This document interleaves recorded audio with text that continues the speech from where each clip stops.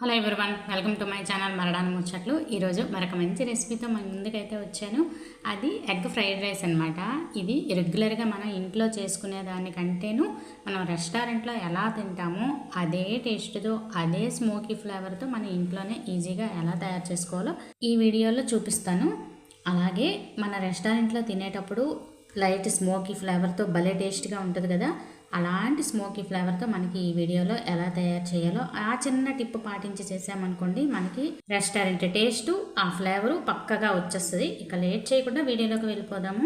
ఈ fried rice చేయడం కోసం నేను పావు కేజీ అంటే ఈ గ్లాస్తో ఒక గ్లాస్ అనమాట బాస్మతి రైస్ తీసుకున్నాను. పాత బాస్మతి రైస్ అనుకోండి, మనకి పక్కగా రైస్ విరిగిపోకుండా ముద్దయిపోకుండా వస్తుంది అనమాట. తీసుకొని దీన్ని 2-3 సార్లు కడిగేసి మరలా మంచినీళ్ళు వేసుకొని హాఫ్ అన్ అవర్ పాటు నానబెట్టండి. ఇలా నానబెట్టడం వల్ల రైస్ అనేది మనకు పొడి పొడిలాడుతూ పొడుగ్గా వస్తుంది అనమాట. హాఫ్ అన్ అవర్ తర్వాత ఒక గిన్నెలో వాటర్ వేసుకొని అది రోలింగ్ బాయిలింగ్ అయ్యేంత వరకు మరిగించుకోవాలి. మరిగిన తర్వాత ఇందాక నానబెట్టుకున్న రైస్ని అయితే వాటర్ని వడగట్టేసి వేసుకోండి. వేసుకొని ఈ రైస్ ఎలాగంటే మన అన్నం వండుకునేటప్పుడు ఎలా వండుకుంటామో మెత్తగా ఉండాలి, అలాగని మరీ స్మాష్ అయిపోకూడదు అనమాట. ఇలా పట్టుకొని చూస్తే రైస్ ఆల్మోస్ట్ ఉడికిపోవాలి, ఇంకా 5% మాత్రమే ఉడకాలి అన్నప్పుడు మాత్రం స్టవ్ ఆపేసి దీన్నైతే వాటర్ అంతా డ్రైన్ అవుట్ చేసేయాలి. డ్రైన్ అవుట్ చేసేసి ఆ అన్నాన్ని అయితే రెడీగా పక్కన ఉంచుకోవాలి. ఇప్పుడేమో స్టవ్ పై కడాయి పెట్టుకొని అందులో 1/2 టేబుల్ స్పూన్ ఆయిల్ వేయండి. వేసేసి అందులో పసుపు, ఉప్పు స్కిప్ అయింది, లైట్గా ఉప్పు వేయండి. పసుపు వేసేసి 3 ఎగ్స్ని అయితే బ్రేక్ చేసి వేసుకోండి. ఈ తీసుకునే రైస్కి అయితే ఈ 3 ఎగ్స్ అయితే కరెక్ట్గా సరిపోతాయి.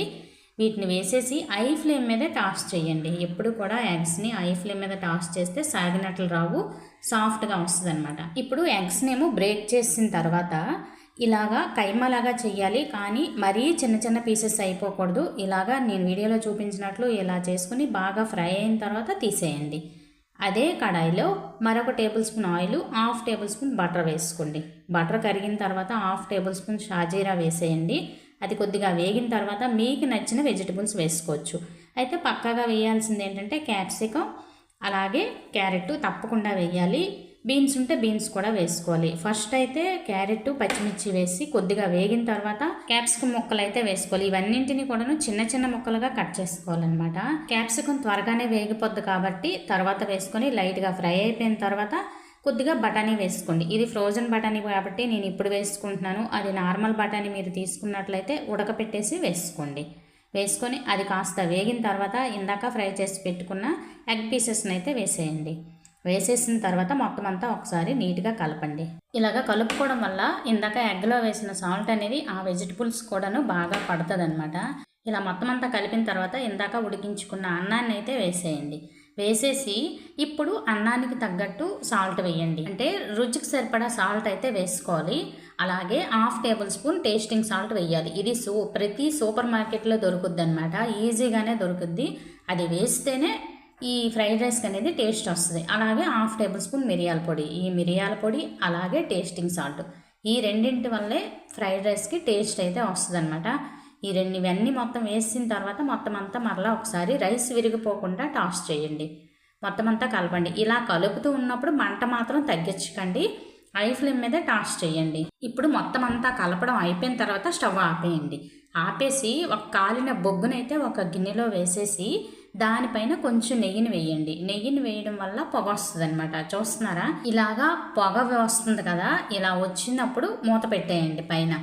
ఈ మూత పెట్టేసిన తర్వాత ఈ పొగంతా కూడాను రైస్కి బాగా పడుతుంది. 10 నిమిషాల వరకు అలాగే ఉంచేయండి. 10 నిమిషాల తర్వాత బొగ్గుని తీసేయండి. తీసేసి వేడివేడిగా సర్వ్ చేసుకుంటే మనం రెస్టారెంట్లో ఎలా తింటామో ఆ స్మోకీ ఫ్లేవర్తోనే అలాంటి టేస్టే అచ్చం మన ఇంట్లోనే చేసుకోవచ్చు. అలాంటి టేస్టే వస్తుంది అనమాట. ఇలాంటి ఫ్రైడ్ రైస్ని ఒక్కసారి ట్రై చేయండి. ట్రై చేసేసి మీ ఇంట్లో వాళ్ళకి పెట్టారనుకోండి, నువ్వు ఏ రెస్టారెంట్ నుండి తెచ్చా అనకుండా అయితే ఉండారనమాట. అంత బాగుంటుంది. ఇలాంటి ఫ్రైడ్ రైస్ని ఒక్కసారి ట్రై చేసి మీకు ఎలా కుదిరింది అనేది కామెంట్లో కామెంట్ చేయండి. కొత్తగా నా ఛానల్ ఎవరైనా చూస్తున్నట్లయితే ప్లీజ్ సబ్స్క్రైబ్ చేసుకుని ఒక లైక్ చేయండి. మన యూట్యూబ్ ఫ్యామిలీ మెంబర్స్ అయితే నన్ను సపోర్ట్ చేయండి. అలాగే ఈ వీడియో నచ్చితే మీ ఫ్రెండ్స్కి, రిలేటివ్స్కి షేర్ చేయండి. రేపటి వీడియోలో మళ్ళీ కలుస్తాను. బాయ్.